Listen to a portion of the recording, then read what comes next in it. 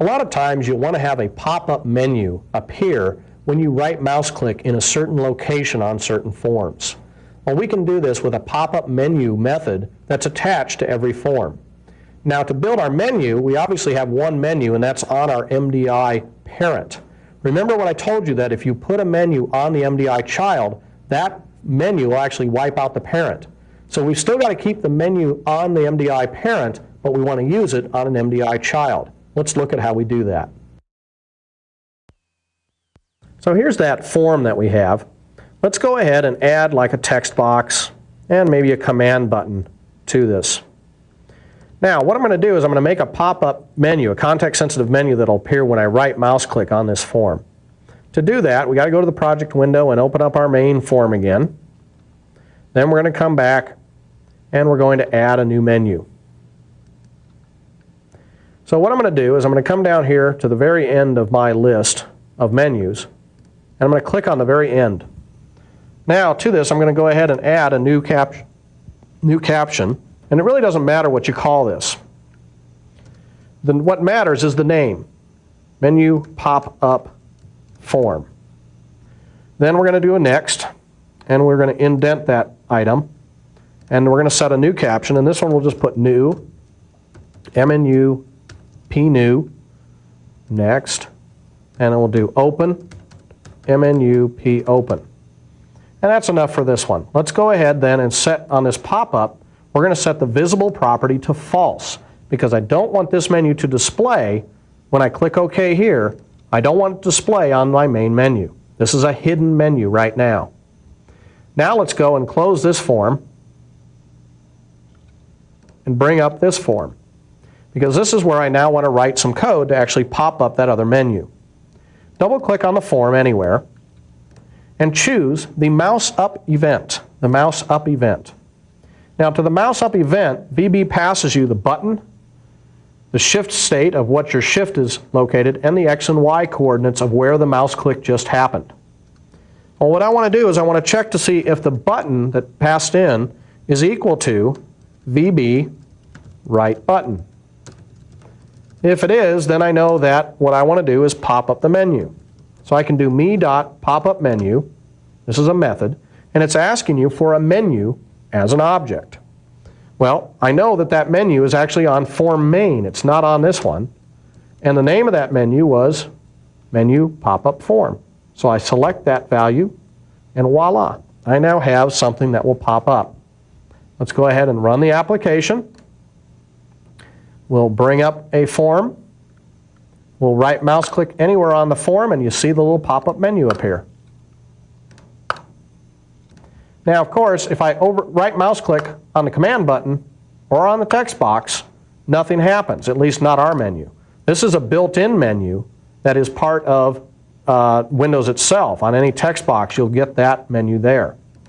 But what if I wanted a special menu to appear when I right mouse clicked on this command button? Well, very simple. I would again go back to my main form, go into the menu system, go all the way down to the bottom again, and we'll add a new one. And again, we'll go up here to the caption. Caption doesn't really matter, but what matters is the name. Pop button, we'll call this one. And again, you'll want to set the visible property to false. Click Next, indent, and now we can just add what other menus we want. Other, MNU, pop-up command, other, next, a new one, MNU, PC new. There we go. Click OK. We've saved that. It doesn't show up here, obviously. And then we'll go back to the form. We'll go in, double-click on the command button, but this time we're going to use the mouse up event on the command button and write essentially the same code. If button is equal to VB right button, then, so after we write this same code where we're checking the button, we're now going to say me.popupMenu, and we're going to pass in that other one, which was menu pop button. I think that's what I called it.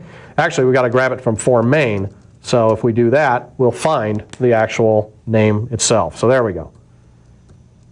Okay, Let's run this. Open up a form. Right mouse click on the form and we get that menu.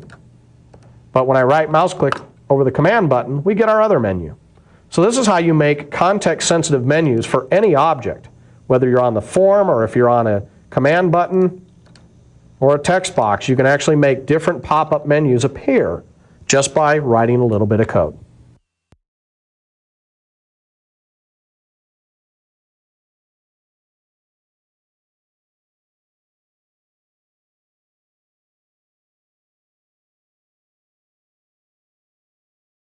Let's talk about unloading the MDI application. When you unload an MDI parent, it's got to check with all the children to find out if they can be closed down. The scenario is the user is working on one of the forms and they've started to change data.